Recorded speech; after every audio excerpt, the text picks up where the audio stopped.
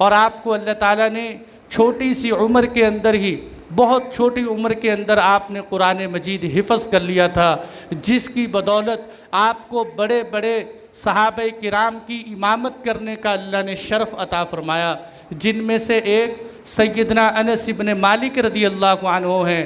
हज़रत अनस रदी अल्लाह अन्हु की रिवायतें हम अक्सर सुनते रहते हैं, कितने बड़े सहाबी हैं। आपने उनकी जब इमामत कराई, नमाज से फ़ारिग हुए, हज़रत अनस रदी अल्लाह अन्हु कहने लगे, मा सल्लैतु वरा अहदिम बाद रसूलिल्लाहि सल्लल्लाहु अलैहि वसल्लम अशबह सलातम बिरसूलिल्लाहि मिन हादल फ़ता, यानी उमर इब्न अब्दुल अज़ीज़ कहने लगे कि मैंने आज तक किसी ऐसे शख्स के पीछे नमाज नहीं पढ़ी कि जो उमर इब्न अब्दुल अज़ीज़ की तरह अल्लाह के नबी जैसी नमाज पढ़ता हो। मैंने आज तक किसी के पीछे ऐसी नमाज नहीं पढ़ी जो उमर इब्न अब्दुल अज़ीज़ की तरह अल्लाह के नबी जैसी नमाज पढ़ने वाला हो, कि आप ज़्यादा से ज़्यादा अल्लाह के नबी सल्लल्लाहु अलैहि वसल्लम की तरह नमाज़ पढ़ने की कोशिश करते। वलीद बिन अब्दुल मलिक जब चला गया तो उनके बाद सुलेमान बिन अब्दुल मलिक आया। सुलेमान बिन अब्दुल मलिक के साथ आपने बहुत ज़्यादा वक़्त गुजारा। एक मरतबा सुलेमान बिन अब्दुल मलिक मदीना मुनव्वरा गए, उन्होंने बहुत ज़्यादा माल खर्च किया।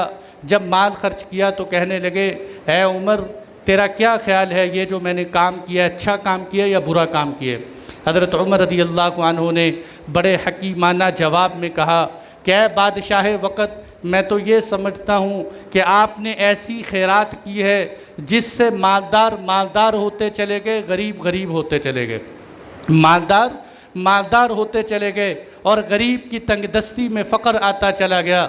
आज भी हम देखें, हमारी सब्सिडी और हमारी रियायतें, हमारा माल को खर्च करना और हमारे ये सारे प्रोग्राम इस तरह के होते हैं कि मालदार दिन ब दिन मालदारी में बढ़ता चला जा रहा है और गरीब दिन ब दिन नीचे आ रहा है। उसकी वजह क्या है कि ये पता ही नहीं है कि शरीयत ने माल खर्च करने का हुक्म कहाँ दिया है, कहाँ खर्च करना चाहिए और कहाँ खर्च नहीं करना चाहिए।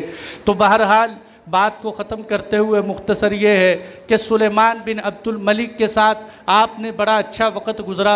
सुलेमान बिन अब्दुल मलिक के जब दुनिया से जाने का वक़्त आया, सन 99 हिजरी के अंदर सुलेमान बिन अब्दुल मलिक का आखिरी वक़्त था। रजा बिन हैवा रहमतुल्लाह अलैह बहुत अच्छे, बहुत ज़बरदस्त किस्म के बुज़ुर्ग, और इन्होंने दीनी बड़ी आला खिदमात की। ये बादशाह के पास बैठे हुए थे, कहने लगे, बादशाह एक बात कहूँ, अगर दुनिया और आखिरत का भला चाहते हो, अगर दुनिया और आखिरत की भलाई चाहते हो तो अपने बाद उमर बिन अब्दुल अज़ीज़ को खलीफा बना दो कि अल्लाह तेरी दुनिया और आखिरत अच्छी कर देगा। उधर सुलेमान बिन अब्दुल मलिक ने यह बात सुनी और सुनते ही ये फ़ैसला कर लिया कि मैं वसीयत करता हूँ कि मेरे बाद बादशाह उमर बिन अब्दुल अज़ीज़ को बनाया जाए। अबुल हसन नदवी रहमतुल्लाह अलैह लिखते हैं, मेरी ज़िंदगी में, मेरी हिस्ट्री में मैंने आज तक कोई ऐसा शख्स नहीं पढ़ा कि जो रजा बिन हैवा जैसा हो, कि जिसने बादशाह की कुराबत से वो फ़ायदा उठाया जो आज तक किसी ने नहीं उठाया, कि बादशाह के कुर्बो जवार में रहता था। इसीलिए कहते हैं वो उलमा और मुफ्ती और वो लोग जो बादशाह और वज़रा और ओहदेदारों के करीब रहते हों, उनको रजा बिन हैवा की ज़िंदगी पढ़नी चाहिए कि रजा बिन हैवा ने सुलेमान बिन अब्दुल मलिक को कहकर आपको खलीफा बनाया।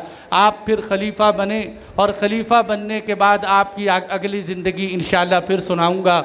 बस मुख्तसर उनका पहला खुतबा सुनाता हूँ। जब आप खलीफा बने, खलीफा बनने के बाद आप मिंबर पर तशरीफ़ लाए।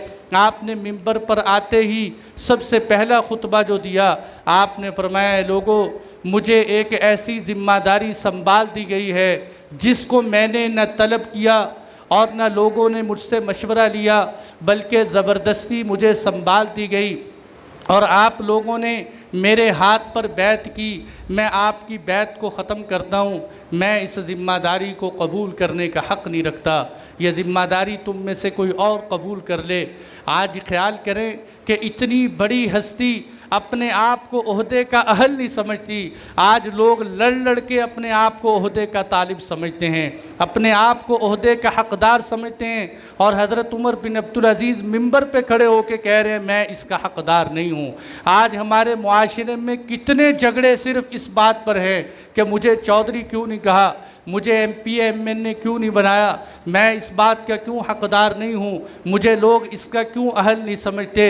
इसमें बड़ाई और किबर और तकब्बुर के सिवा और क्या हो सकता है कि उमर बिन अब्दुल अजीज़ जैसी शख्सियत मिंबर पे सारे लोग आपको तस्लीम कर रहे हैं, बादशाह वसीयत कर रहे हैं, फिर भी खड़े होकर कह रहे हैं मैं इसका हक़दार नहीं हूँ। तो इसलिए दोस्तों हज़रत उमर इब्न अब्दुल अज़ीज़ रहमतुल्लाह अलैह की सीरत को पढ़े और इन हस्तियों का मुताला करे।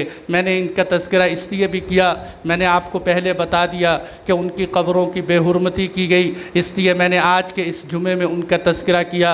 इमाम अहमद बिन हम्बल रहमतुल्लाह अलैह फरमाते हैं कि अगर किसी शख्स को देखो कि उसके दिल में उमर बिन अब्दुल अज़ीज़ की मोहब्बत है और वह उमर बिन अब्दुल अज़ीज़ की मोहब्बत के तज़किरे करता है और उनके तज़किरों को आगे फैलाता है, तो समझ लो वो खैर पर है और हमेशा खैर पर रहेगा। तो इसलिए आज हमने इनका तज़किरा किया, अगले जुमों में भी इंशाअल्लाह इसका तज़किरा होगा। अल्लाह से दुआ है कि अल्लाह ताला हम सबको अमल करने की तौफ़ीक़ अता फ़रमाए।